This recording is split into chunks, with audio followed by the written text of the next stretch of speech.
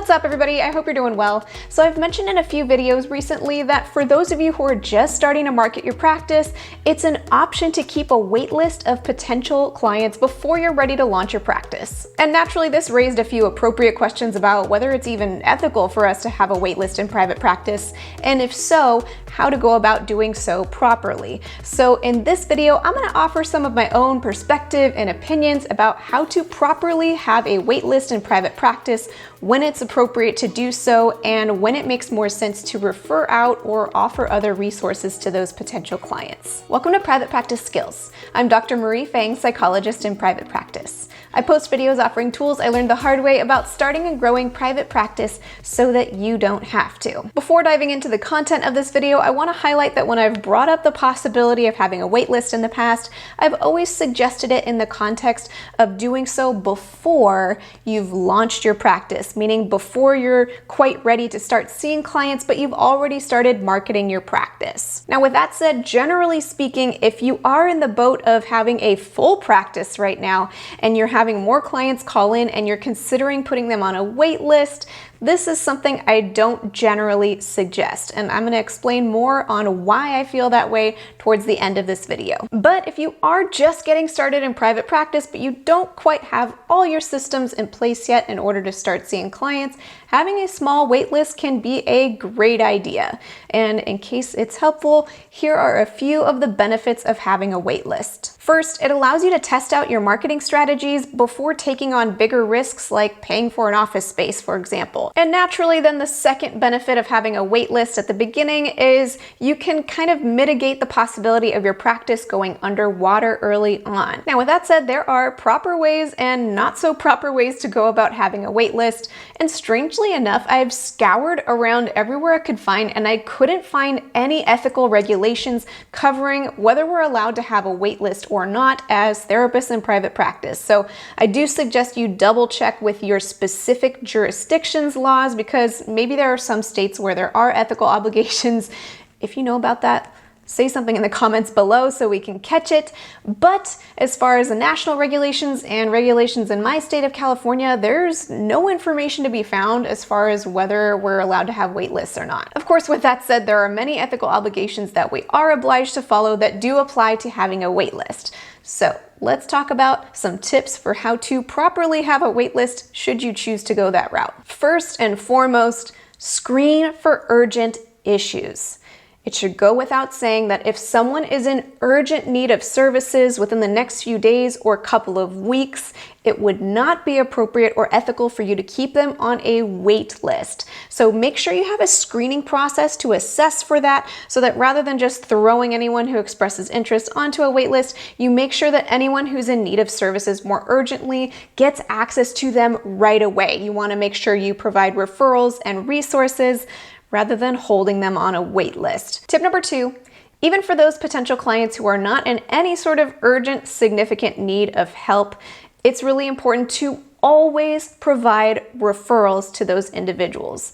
Even if they say they're all in on waiting for whenever you're free, however long that may be, and there's no sign of any sort of urgent need, this is just good practice to make sure that if that individual chooses, they have access to a list of resources, other therapists who could help them in case they decide they'd like to have services sooner than you're ready to provide. Now, with all of that said, after you followed through on tips 1 and 2, there will still be potential clients who are all in on wanting to meet with you, who aren't in any sort of urgent need or crisis, and they would like to wait to meet with you rather than meet with somebody else who's available right now.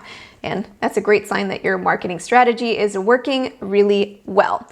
When this is the case, it's important to hop into tip number 3, and that is to clearly communicate how long potential clients can anticipate to be on your wait list for. It's not appropriate to just say, I have a waiting list, TBD, I'll keep you posted on when I open. Now, with that said, you don't have to have a precise date like I'm opening on February 1st, but it could be I'm planning on opening in a month, or I'm planning on opening in 3 months or 6 months. Though I would argue once we start getting into 6-month territory, it's really far out and it's probably a good idea to think about referring them to someone else at that point. However long the timeline is between now and when you intend to launch your practice, it's very important to communicate what that timeline is clearly, because you wouldn't want a potential client thinking that they're going to be sitting on a wait list for a few weeks when maybe you're not opening your doors for a few more months. And this leads us to tip number 4, check in regularly with your wait list. Maybe every month or so, or possibly even every 2 weeks, it's helpful to just touch base, maybe send an email or something like that, and let those clients on your wait list know when your intended start date is and offer any updates if that date is changing.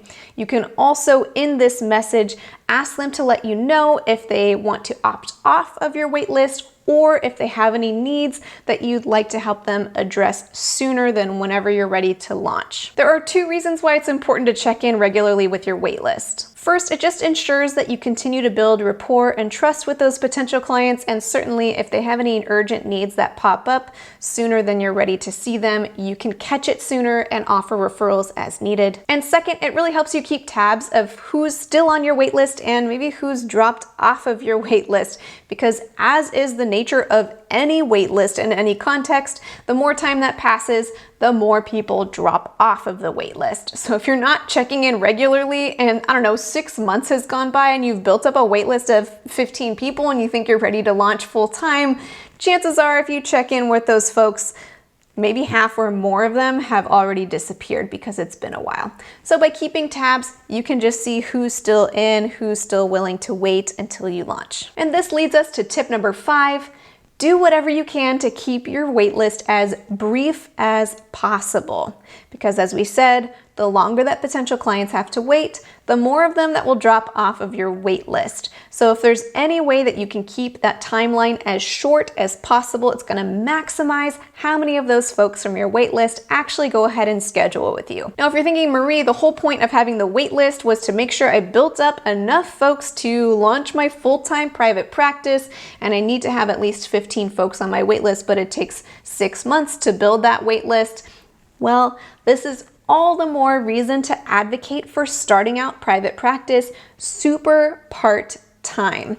If you start by subletting someone's office, a couple of hours a week or a day a week, or maybe you start out by just offering teletherapy from your home, your overhead costs are very small. You can cover them with 1 or maybe 2 weekly clients. And then if you want from there to extend how much time you spend in an office or seeing your clients, you can always build up from there. So that way, if you have 3 folks on your waiting list and you spent a month or 2 building up that wait list, you're ready to launch your part-time private practice. Well, that about sums up all of the best practices for having a wait list when you're first starting out in private practice. And hopefully, as I went over these tips, it became clear why it might not be the best idea to have a wait list if you do already have a full caseload. 1, those folks can likely receive the care that they need sooner from somewhere else, and it's hard to guarantee how long your wait list is going to be for because you don't know when you're going to have an opening open up. And because your practice is full, you don't got no time to keep tabs on all those folks on your wait list, and as that wait list grows, it takes more and more time to keep up with those folks.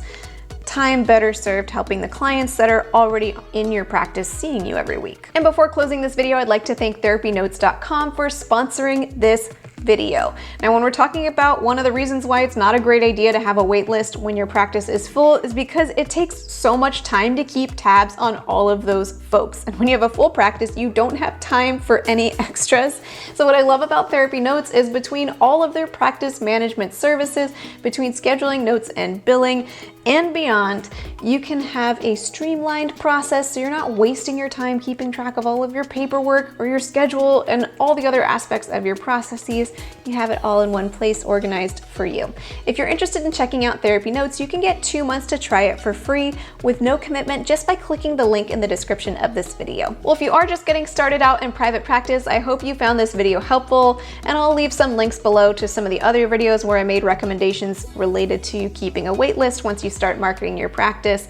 Let me know in the comments if you have any additional tips you would add in order to make sure you're doing a wait list properly in private practice. And until next time, from one therapist to another, I wish you well. And when it makes more sense to refer out or People drop off of tabs on who's still on your wait list is hard to say. Agree, they're unlikely to still be want to meet with